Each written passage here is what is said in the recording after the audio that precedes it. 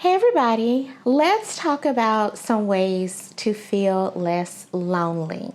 All right, so let's get into these ways to feel less lonely.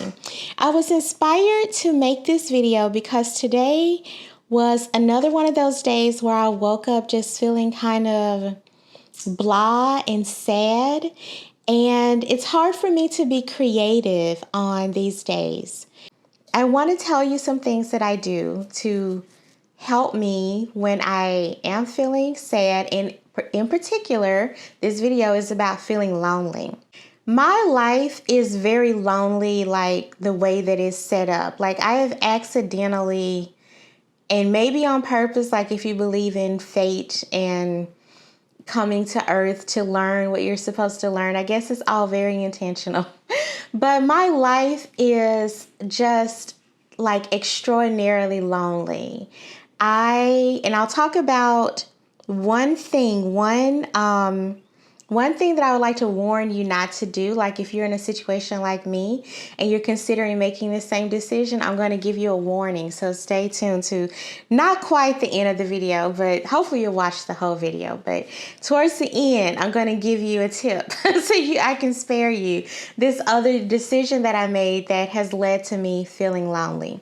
But right now I am single, I don't have kids, and I don't regret either of those situations. I am interested in a partner. I'm not interested in kids. And if you are following along, or if you want to know why I am permanently not interested in kids, I will link a playlist down below so you can get caught up. But I also work from home, and I actually don't really want to, an office job or a job where I am obligated to interact with people. If I wanted to interact with people, that would be okay. But if I have an obligation to interact with people even twice a week, I don't want the obligation.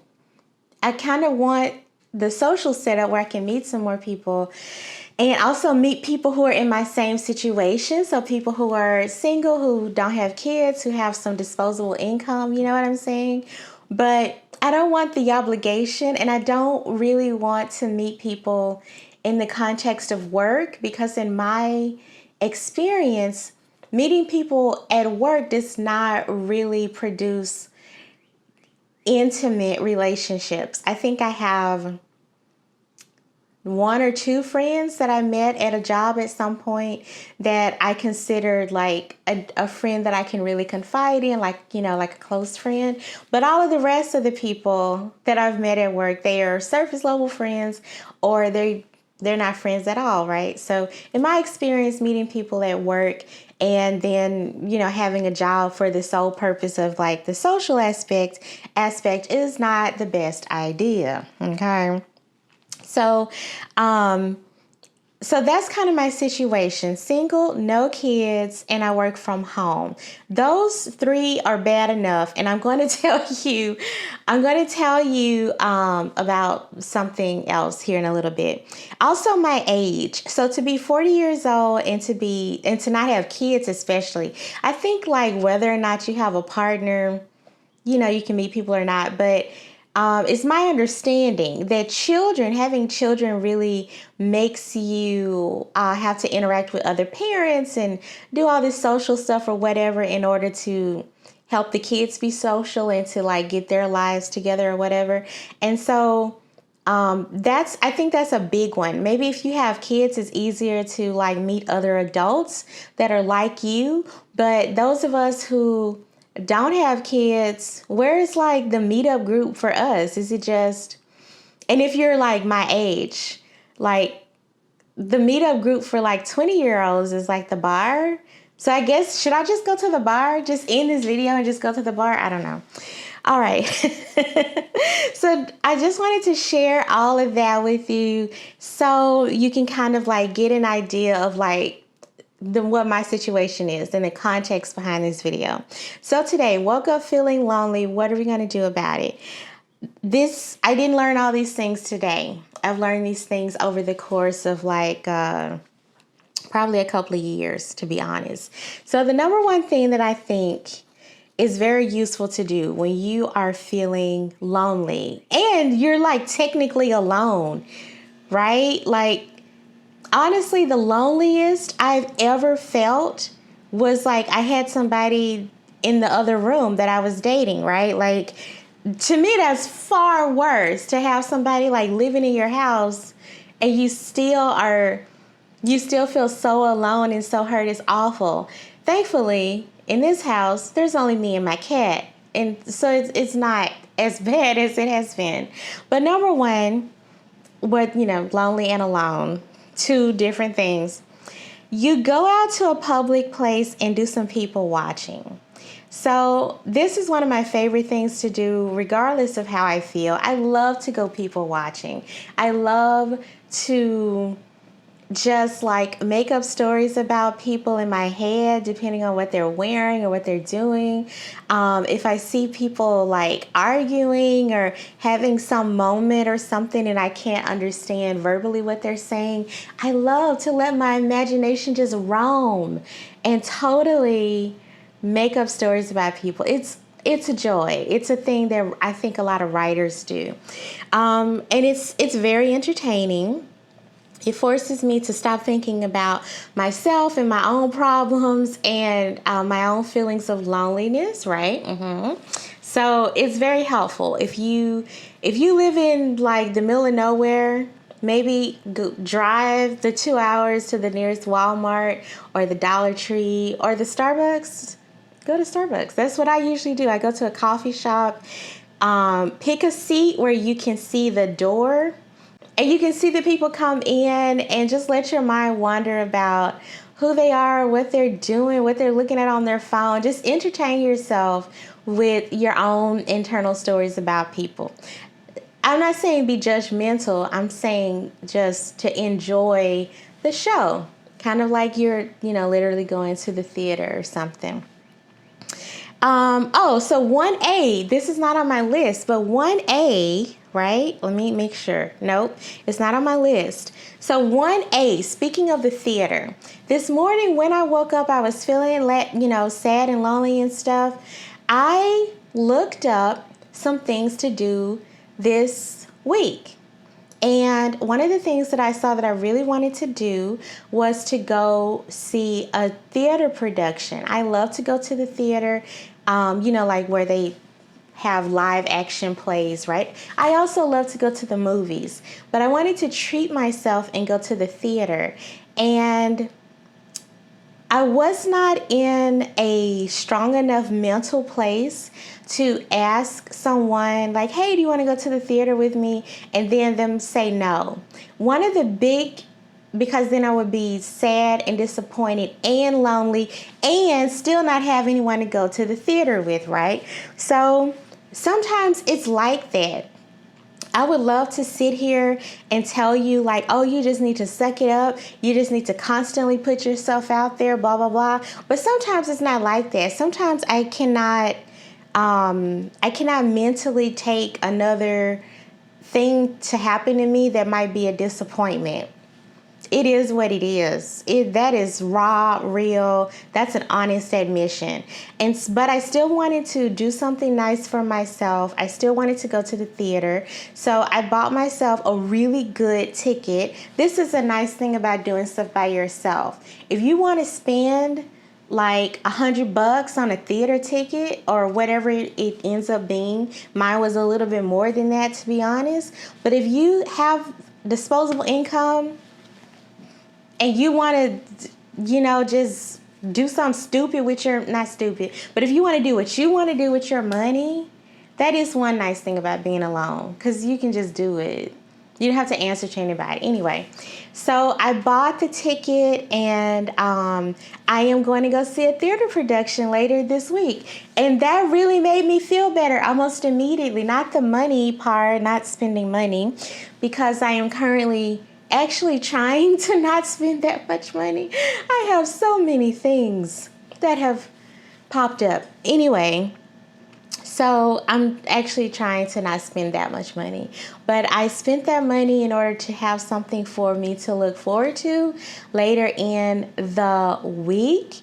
And I'm really excited to go to this production. I'm very excited, and I felt good that I did something nice for myself. Basically, first thing in the morning, as I was drinking my tea, I bought this ticket. So if you have the means to do that, and if you live in a place, I live in Houston, if you live in a place that has whatever it is you like, if there's that thing available to you, and if you have the means to like pay for it or whatever, maybe the thing you like, you don't have to pay for it, but if you can participate in it, whatever that looks like, make a plan to participate in it. For me, on the days that I wake up kind of sad, it can be hard to get the get the motivation or whatever to do the thing the same day. But if I give myself like a day or two, then usually by a day or two later, I have looked forward to doing the thing, and then I can go do the thing and I can enjoy it. And then the next day, I have good memories of the thing that I just did. So it kind of gives you like a little, like a buffet of some nice stuff happening to you and nice things for you to think about, not just to experience the day that it happens. So that is 1A. So related to going out to a public place and doing some people watching, going to the theater counts as going to a public place and doing some people watching, in my opinion. Number 2 is to compliment a stranger. So go out to the public place, number 1, and then go compliment a stranger. So these two can actually go together. I receive compliments from strangers very frequently. And I don't say that to seem like, oh my God, I'm so cool, because obviously I'm not. If you watch my videos, you know I'm not cool like at all. But people compliment me. I think that I have good energy or something. And I really appreciate it. Like, I appreciate it so much.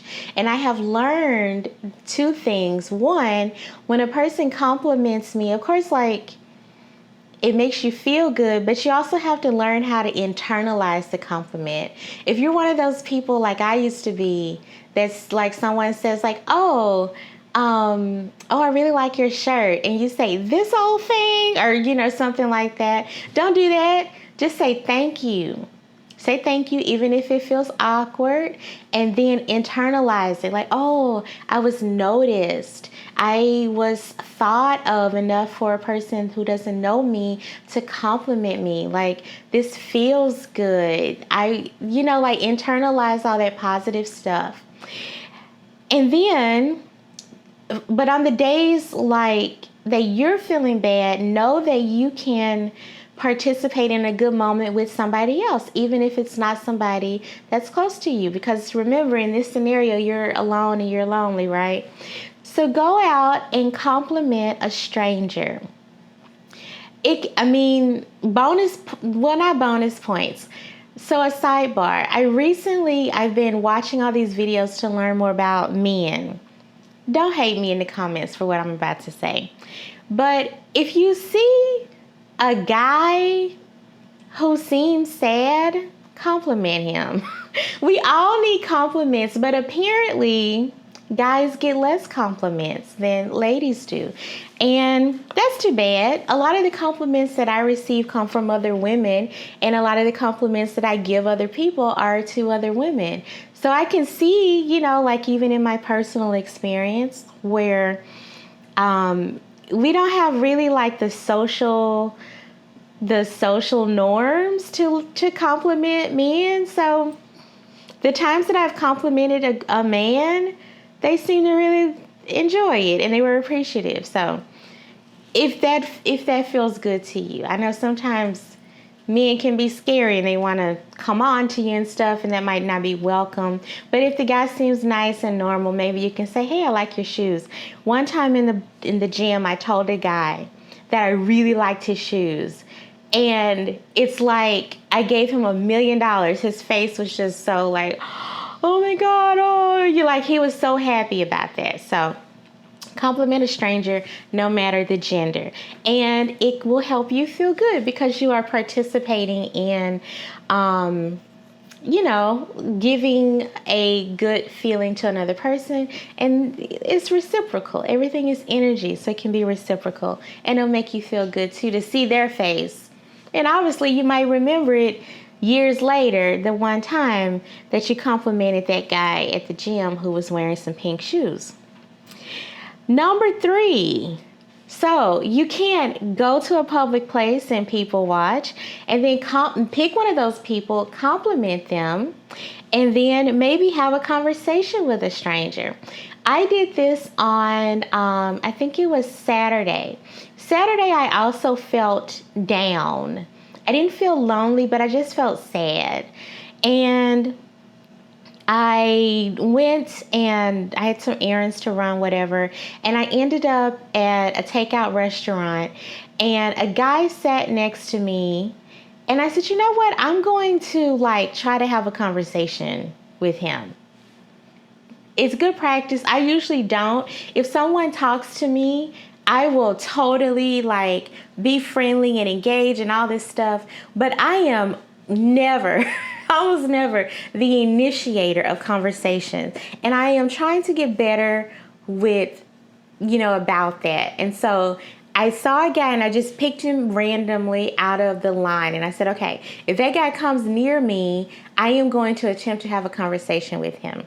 So I very awkwardly asked him what did he order, and he really took it from there. I didn't have to pull anything out of him. He was super friendly, and he had a really Southern accent, even more so than I do, and that was very entertaining. And when my number was called, hey, come get your food, I went and got my food, and I said, have a good day, and I left. I'll probably never see this person again, but it was nice to, just chit-chat, just do a little chit-chat with a stranger, and it did make me feel better. For me personally, it made me feel like I had accomplished something because I set out to talk to a stranger, to become more chit-chatty with folks, and I did that, and that was it, and it was great, so I recommend that. Number 4, pick a task that you can complete before a set time passes. So basically, pick something that is a productive distraction.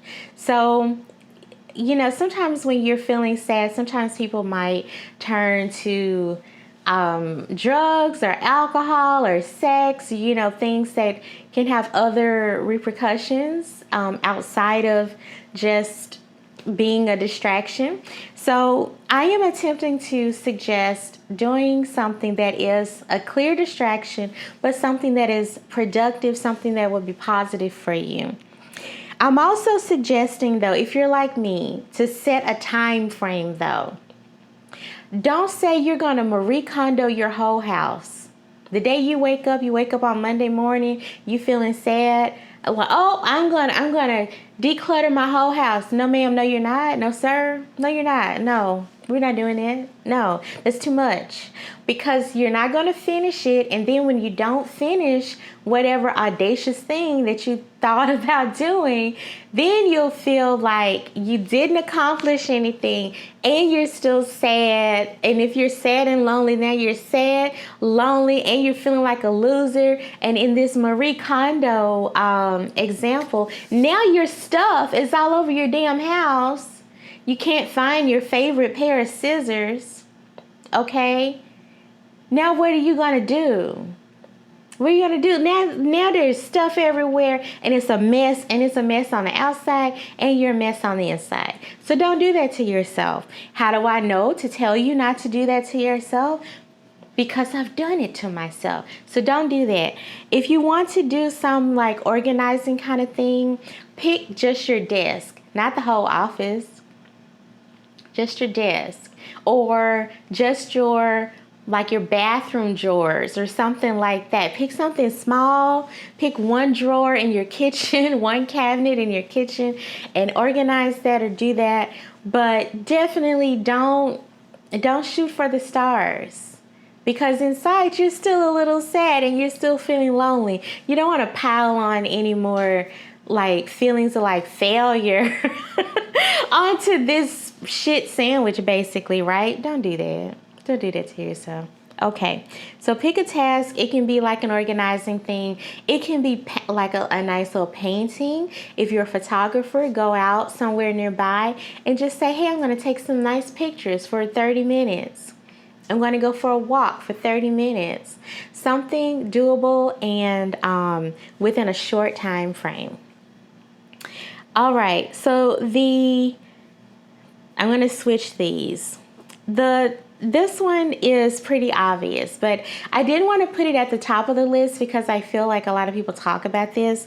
But journal and think, like journal to work through your feelings, right? We talk so much about journaling and how helpful it is. It is extremely helpful. I did some journaling after I bought my theater ticket this morning, and it really did help me to, kind of start feeling better and to also give myself some actionable things that I can do to help, continue down this path of feeling less lonely, trying to do things to help myself feel and be less lonely. So the journaling is very, very useful. You will need to, for this feeling of like feeling lonely, journal about how you're feeling and get that out, but also journal some things that you can do, because loneliness is something that sometimes you can do something about it. If you have like life circumstances like I do that help contribute to being alone and feeling lonely, there are some things that you can like do to help with these feelings, right? So in this case, think about some things that you can do. Like, what are some things that you can do that you enjoy where other people might be there, where you can meet some other people? What are some things that you're thankful for that comes with your current life? So, for example, in my case, I don't have kids, but I'm very thankful to not have kids, of no desire to have kids. I am so happy to not have kids. So even though this situation probably lends at least somewhat to me feeling lonely, like indirectly, because I don't have as many social connections as a person who has children might. I don't know. Comment below and tell me, right? But even though I have this situation, I am still immensely grateful for every time I made the decision to not end up with a child. So do some journaling, but also journal of, some feelings journaling, but also journal about some things that you can do to help improve your situation. So the last thing that I am going to tell you about, this is just a warning. If you are currently a person who is seeking a new housing arrangement, so if you are looking to buy a house, or you are looking to, move to another apartment or something like that, do not, if you're, like a single, you want to meet some people, or you're a single and you want to meet people, especially who are like you, like other single people. You want to meet other people who are maybe, don't have kids, or like just has a dog, or has some extra income, or whatever your thing is, like that you want to meet this person, right?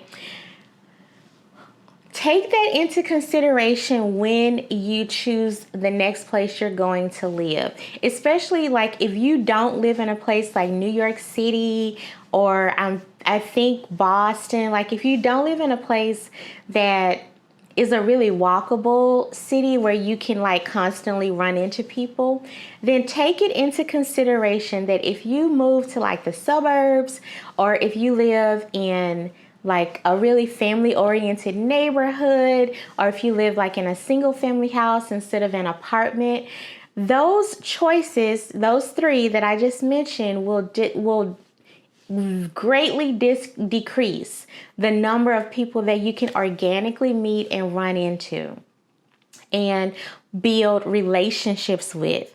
So for example, in my case, I currently live in a single family house in like, it's not the suburbs of Houston, but it's not like in the city, like where the action is, right?